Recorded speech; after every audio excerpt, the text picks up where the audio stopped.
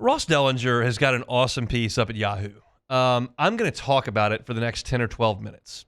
I would highly suggest you go read it because I could not in any way go into the depth that he has gone to in this piece, in this segment. And I'm just going to kind of tear off from it and talk about LSU within it. So if you want like the whole scheme of things, highly suggest you go check out Ross's piece. It's titled, "With NIL Era Ending, College Sports is on the Verge of Seismic Change.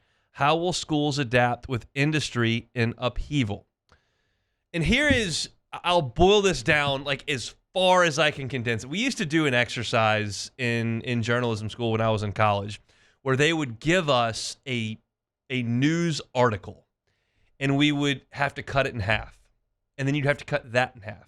And then you'd have to cut that in half. And then all of a sudden you'd have one sentence. You would take the entire article and boil it down to a sentence. I'm not going to boil this long article down into one sentence, but this is basically the nuts and bolts, surface level on this story by Ross.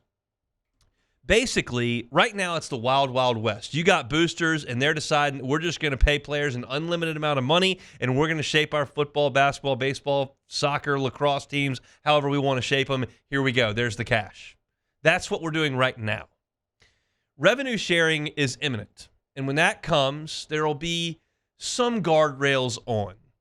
You will have a pile of money that is created by the athletic department. The athletic director will kind of earmark, this goes here, this goes there. The players will get their fair share. You've got Title IX concerns that deal with it, and that is coming. And the question is, can you rein in further the wild, wild west? There is a proposal, and this is not to a T, but this is how I read it in my interpretation of the proposal on its face. Okay, we're going to have revenue sharing. And you'll have this pool of money, and Ohio State's will be bigger than Toledo's, and LSU's will be bigger than Tulane's, but you've got your share of money, and essentially LSU and Bama and Auburn and Georgia and Florida should be on level footing, and Troy and Rice and Louisiana Tech should be on the same footing, and this is kind of how we're going to try to start this. And then on top of that, players can make their NIL money outside of the revenue sharing, but it will be cleared with an NIL clearinghouse that deems what the market value is for that. In other words, I think everyone understands, and this is just using an example that's local, I think everyone understands that if Jaden Daniels comes right off the Heisman set and holds up a box of chicken with the Raising Cane's logo on it, there is value for Raising Cane's in that. It goes to social media, and you're just using a high-profile person, their name, their image, their likeness, to market your product. I had never heard of Viore 3 years ago. Never heard of it. I know what it is now because I follow Livy Dunn on social media, and she posts stuff with Viore, and I'm watching TV, and I say, oh, there's Livy Dunn, and there's Viore. I don't even know what else they make besides athletic wear. But clearly it's worked because Livy Dunn is in my social media and television world. She goes to school down the street from me, and she has marketed that product. She's worth something to them. And that is very easy to deal with. Now, when you've got someone who's sold their interest in an oil and gas company, okay, and has hundreds of millions of dollars, and they're just writing checks to defensive ends, is there a return on that? And that's kind of what this article lays out as the proposal of, okay, we've got revenue sharing, that's paying players.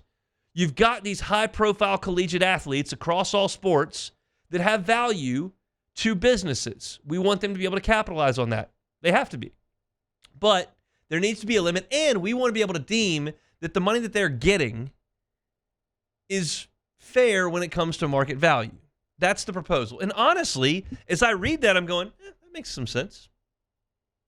But here's where you got to go a step further. And here's where I'm candid with y'all. Like, I'm very comfortable telling you that I thought on Tuesday night, the reach-in foul that Jordan Sears got for his third foul was stupid. I thought it was a terrible play.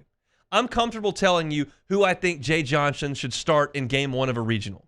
I'm comfortable telling you whether or not that was a good time steal a base. I'm comfortable telling you that LSU's offensive line is not run blocking enough. You start getting into legal stuff, I'm not going to sit here and act like I know all that kind of stuff. I don't. I have to read what the attorneys say. And that's what I do. And the attorney in this case that's quoted in Yahoo Sports says, I don't understand how any person who tries to bring a suit saying that you can't, that some endorsement deal that you've got is not fair in market value, that's never going to hold up in court. You're always going to be able to pay endorsers whatever you want. That's a financial decision your business has to make. And so as I read that, I look at it and I go, well, they can't enforce this new idea. So that's kind of the story in a nutshell. It goes way further in deep, and Ross does a much better job of explaining it in all of the words in this piece than I can verbally to you in this segment. But essentially it's, okay, we got a pot of money for revenue sharing. You can make your NIL. We'd like to have a clearinghouse that deems that when you do sign an NIL and you get money, we want to see those terms, and we want to dictate that the market is fair there. And then you got an attorney saying, well, you can't do that. That's not legally going to hold up. And so my feeling on this, and again, it's just my feeling. We're all working off of the unknown, and I certainly am. My feeling is that we've opened this box, and you cannot close this box. The only way you can close this box, meaning limit the just spending on a whim, would be to create a professional sports league that has collective bargaining that looks exactly like the Major League Baseball system, the NFL system, the NBA system. Now, I know that those are different because the MLB does not have a salary cap. It has a luxury tax, and the NBA and the NFL do have salary caps, and so they're not exactly the same, but you understand how things work from that perspective with assembling a roster and how you dole out money. But there's still always that outside cash. There's a reason that Shohei Ohtani, the greatest baseball player in the history of the sport, is content to make $1 million per year from the Dodgers. Now, he's deferred $100 million, hundreds of millions of dollars down the line, but right now he's making $1 million a year. Why is he making $1 million a year? Because he's getting endorsement deals that make that chump change, and that's what he's building his wealth off of right now. There's salary coming from the Dodgers when he's done playing, which is a bizarre way to structure things, but more power to him. But he's able to collect all that money on the outside of the salary cap, which is helping the Dodgers. And I believe that's going to exist in college football too. Basically, to boil this down, I talk about this in LSU terms all the time. I don't want LSU to have to get into a bidding war with Texas and Texas A&M every time they try to go to Houston to get a player. Houston has been very, very good to LSU over the years. And more often LSU gets into a bidding war with Texas and Texas A&M, I think that LSU is going to come up short on that.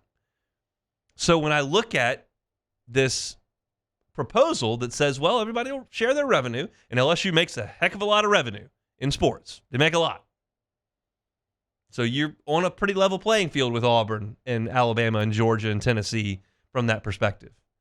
And then if you've got to make the endorsements count and you've got to measure market value, well, then everybody's pretty much on the same page there. LSU's got a lot of stars. They built a lot of stars over there. NIL era, not NIL era. A lot of stars come from LSU. They can make a lot of money with the profile that LSU brings them. But then there's that next piece that attorneys believe you can't legislate out of this deal, which is, okay, you got to let the businesses pay the people whatever they're willing to pay. And that's where LSU can't keep up as much with some of the other schools around the country. They're fighting to this year, but the fact of the matter is that there's a next year, and then there's a next year, and then there's a next year. And the money's just got to keep coming. And I know Texas' money's going to keep coming, and I know Texas A&M's money's going to keep coming. I know Ohio State's money is going to keep coming. As long as Larry Ellison's alive, I know Michigan's money is going to keep coming. And I don't know if LSU can continue to keep up. They can this year. They can pay Brian Kelly $100 million. They can buy Ed Ogeron out for $60. They can get the number one portal class in the country. They can do it one time. And do it again and again and again. That's where my concern is always going to be resting. And it sounds like, based on the verbiage from this attorney in this story from Ross, that's never going away. You can put a system together that tries to put people on fairly even footing, but ultimately the desire of the boosters and the means that they have will always dictate who's able to spend the most. And so if I'm going to keep that analogy going with Shohei Ohtani and with the Dodgers, Texas is going to be the Dodgers. LSU is going to be the Braves. LSU is going to be the Astros. They're not going to be the Pirates. They're not going to be the Rays. But they're going to have to rely on sound talent evaluation, really strong development, and selecting who you're going to spend the money on.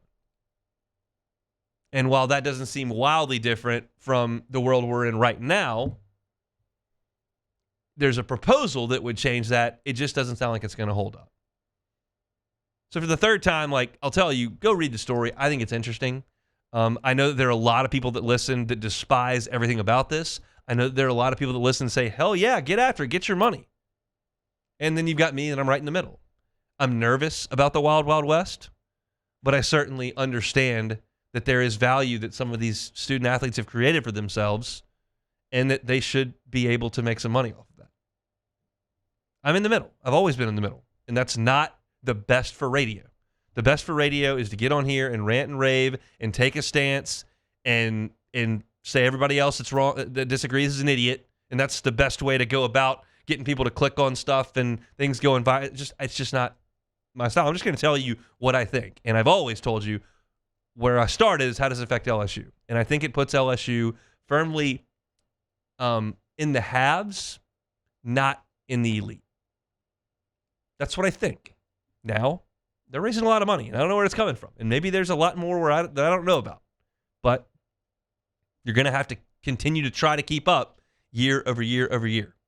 So all you folks that are graduating from LSU this past month or that are coming up in the coming years, get super rich. Found something that's just like Oracle and become the second wealthiest person in the world and pay for our football and baseball teams. Basketball too, please.